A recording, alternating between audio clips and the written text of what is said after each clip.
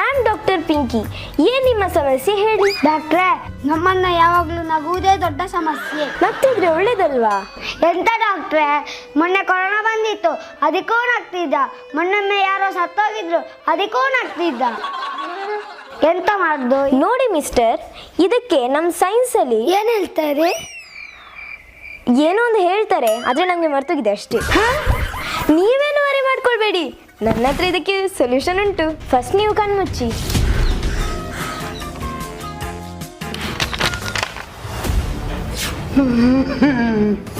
S, success. ವಾ, ಸರಿ ಹೋದ. ಅಂತದ್ ಏನ್ ಮಾಡಿದ್ರಿ ಡಾಕ್ಟ್ರೆ? ಎಂತ ತೋರಿಸಿದ್ರಿ? ಗಟ್ಟಿ ಹೃದಯವನ್ನು ಹಿಂಡುವ ಆ ವಾಕ್ಯ. ನೀವು ಕೂಡ RCB ಫ್ಯಾನಾ? ಈ ಸಲ ನಿಮಗೆ ಹೋಯ್ತು ಡಾಕ್ಟ್ರೆ.